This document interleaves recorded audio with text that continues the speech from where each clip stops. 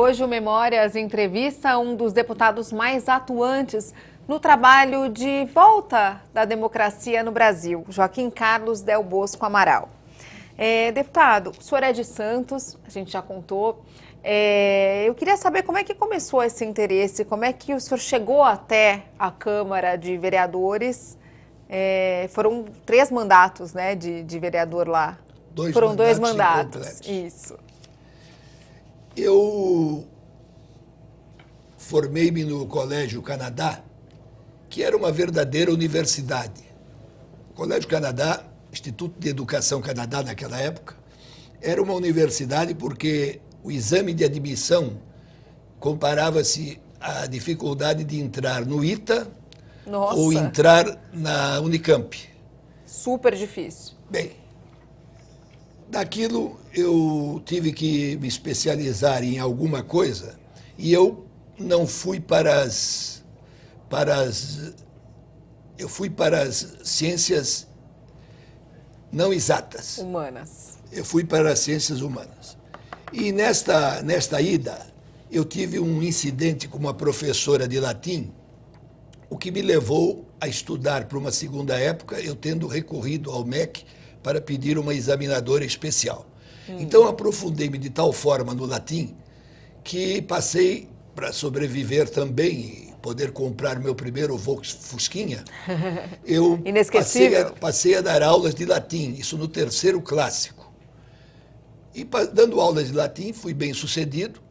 Havia feito a cultura francesa, o exame de Paris, então também passei a lecionar francês, latim, e quem sabe latim aprende alguma coisa de português. E passei a ser um professor particular. Os meus alunos, eu sempre entusiasmado nunca fui professor de escola ou colégio ou de faculdade, mas os meus alunos particulares colocaram-me na cabeça que eu devia ir para a Câmara Municipal. E ninguém resiste aos apelos da juventude. E eu resolvi, então, candidatar-me a vereador. Mas por que os alunos pediram? Por causa das aulas, do que o senhor comentava na classe? Porque eu, na verdade, meus pais, um português e uma italiana, de estilos duríssimos de educação, nunca me permitiram ler um gibi. Me obrigaram a ler o Eça de Queiroz, e daí para autores muito menos agradáveis, desde de menino. E na área Brasil, escritores brasileiros, eu li a coleção do Jorge Amado e leio até hoje, pelo menos umas 2 vezes por ano, a coleção do Jorge Amado. Até hoje? Até hoje. E um dos livros do Jorge Amado, Em Terras do Sem Fim, e mostrando o que acontecia naqueles sertões da Bahia, o que acontecia na própria Bahia, eu vi que existia uma necessidade de uma justiça social e maior cidadania. E comecei a me interessar por política e transmitia isso aos meus alunos depois da aula, porque o latim só conta do episódio da morte de Júlio César e não contava mais nada. E esses alunos disseram, mas por que o senhor não entra na política? Você não entra, eles chamavam de você, não entra na política. E eu resolvi entrar na política. Acharam que era uma piada de mau gosto. E eu estava no 1º ano da faculdade de Direito e candidatei-me. Por um voto de diferença, ganhei de um professor meu e tornei-me primeiro suplente de um partido que, na época, era dirigido por alguém que mais tarde eu fui adversário, por alguém de quem mais tarde eu fui adversário político, o doutor Adhemar de Barros. O partido era o PSP. Partido Social Progressista. Então, os comunistas de Santos, aqueles de esquerda, mas esquerda mais cavalo branco do que esquerda verdadeira, uns esquerdistas logicamente... O que quer dizer isso? Cavalo branco é aquele uísque. Os esquerdistas de uísque. Um grupo que havia em Santos, mas que, na verdade, não era só comunista por ser uma novidade. Por moda. Por moda. Eram os modistas. Esses comunistas, porque eu entrei no PSP, e depois, na criação do MDB, filiei-me ao MDB, queriam obstaculizar a minha ida para o MDB, por achar que eu era um egresso do PSP. Naquela época, o Mário Covas já era nosso amigo, logicamente bem mais velho que eu. O Esmeraldo Tarquínio era primo irmão de um irmão meu de primeiro casamento de minha mãe. E eles disseram que absolutamente era um novo momento político, e eu entrei no MDB, e aí candidatei-me pela segunda vez a vereador e fui o segundo mais votado da cidade. Aquilo me entusiasmou, isso foi em 68. Cumpri 1 ano e meio de mandato, já com um ato institucional em andamento, e 1 ano e meio depois candidatei-me em 70 a deputado estadual e fui eleito. Foi quando vim encontrar aqui um amigo de Assis, chamado Hélio César Rosas, que está hoje presente aqui nos assistindo. E esse amigo de Assis e outros 14 outros heróis, 13, porque eu e ele formavam 2, éramos somente 15. E a Arena eram somente 16, e a Arena tinha 51 deputados. Alguns homens de extrema-direita, mas muitos tão liberais quanto alguns do MDB. E, na época, começaram as disputas com o finado e respeitado deputado Aurélio Campos. E nós, logo na primeira investida, conseguimos eleger um líder que não era o Aurélio Campos, porque achávamos que tínhamos que fazer uma verdadeira oposição ao regime em vigor. E eu lembro que a minha chegada na Assembleia foi curiosa. Por quê? Eu cheguei na Assembleia e no primeiro dia da sessão que se instala, eu já havia lido o regimento inteiro e já havia lido todos os dispositivos estaduais. Não tínhamos ainda a atual Constituição.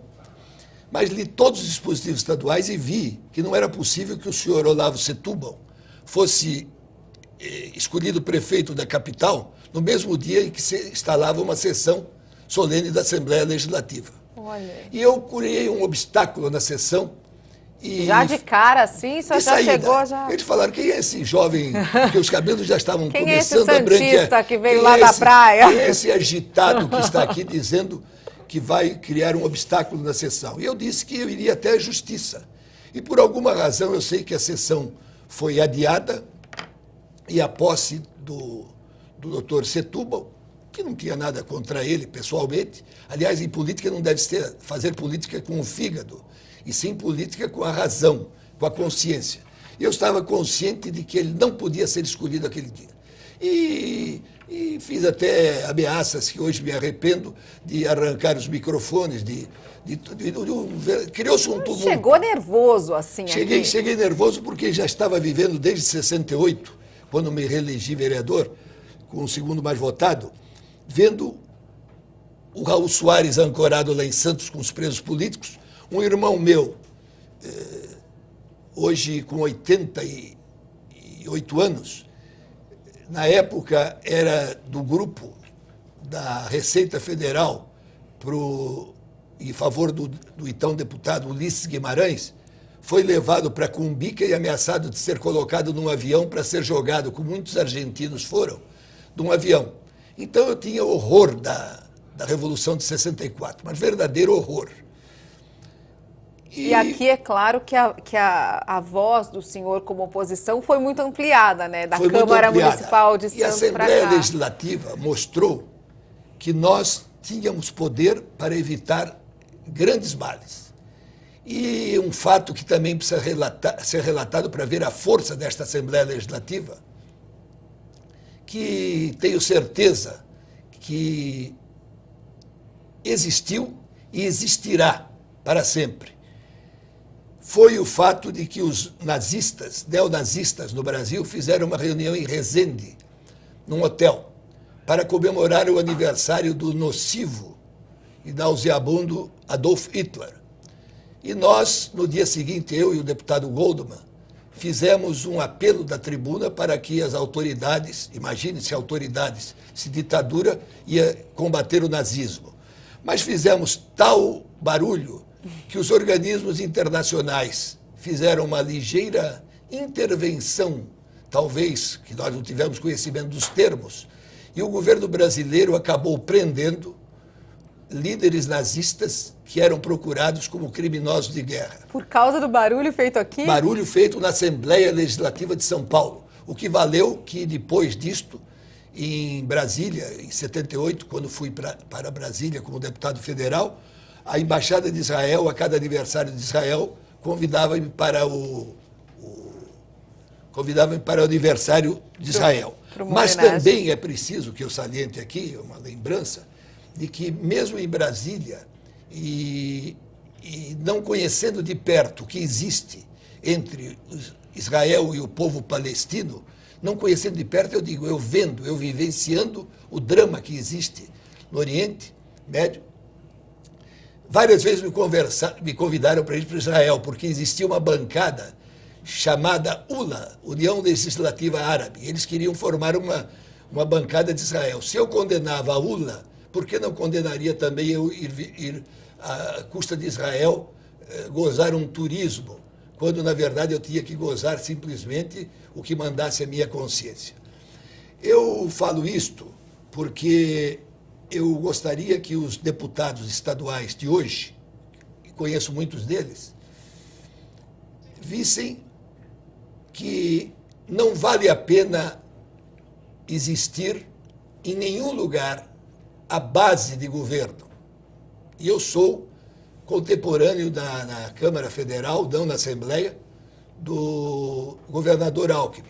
Mas eu acho que a base do governo é a melhor maneira de nós termos uma ditadura sem violência, mas uma ditadura branca, porque a outra é vermelha, de sangue. Então eu acho que os poderes devem ser absolutamente, completamente independentes. O senhor fala isso pelo índice de aprovação dos projetos vindos do Executivo para cá? Aprovação rápida demais para o meu gosto, e mais ainda, eu não ter visto ainda prosperar alguma CPI, ao menos no canal de televisão que eu assisto, as sessões da Assembleia. Agora tem uma CPI que está provocando bastante debate, que é a da questão dos trotes. Sim, mas esta na minha opinião, não é governamental. E eu posso dizer que eu, em uma certa ocasião, criei a CPI 4 Rodas, em Brasília. A CPI 4 Rodas era contra o Grupo Abril, que resolveu, então, logicamente, incomodado, resolveu difamar-me em todos os lugares. E eu aqui na vara criminal do Limão, tentei processar os donos, os responsáveis pela Rede Abril. Não fui bem sucedido, mas também não foi um insucesso, porque depois fui convidado até por eles para um almoço de restauração dos canais de contato. E eu acho que essa CPI que está sendo agora do trote, ela é muito interessante, mas, na verdade, não é contra a universidade, é uma CPI para apurar que o trote no país deve tomar os canais da civilidade, do respeito ao ser humano e da cidadania. Quando eu digo CPI, eu digo aquelas, por exemplo, para investigar qualquer mal feito que tenha ocorrido no seio do governo. E posso dizer até com que nós fomos vice-líderes na Constituinte, eu e o governador, de que o governador é um homem de bem. E como homem de bem, ele deve também querer que todos os malfeitos cheguem a seu conhecimento. E o melhor conhecimento que pode existir para um ser humano é ele ter amigos que tragam a ele as verdades e tragam a ele realmente as denúncias que devam ser feitas. Por isso que é muito perigoso ter a base do governo, principalmente se essa base for excessivamente submissa. Mas, na opinião do senhor, o que falta para a Assembleia hoje, por exemplo, ser mais atuante? Eu acho que faltam não são escândalos contra o governo estadual. Falta realmente um pouco de rigidez, de força no plenário e respostas à altura daqueles que aqui praticam uma oposição, mas em outros lugares não querem a oposição. E eles têm que ser respondidos. E a melhor forma de responder é deixar o caminho aberto para que tudo se apure, desde que realmente não seja por razões políticas, e sim por razões morais e éticas. Bom, o senhor contou para a gente que o senhor entrou na política, né, foi levado pelos alunos ali como forma mesmo, enxergando a política como forma de fazer justiça social. E eu achei essa frase do senhor muito bacana. Quer dizer, da Câmara para cá e aí daqui para Brasília. Como deputado federal, o senhor já tinha um caldeirão todo, né, de experiência até chegar lá. Mas o senhor conta no próximo bloco, pode ser? Pode ser. Daqui a pouquinho a gente volta com mais memórias. Não sai daí, até já.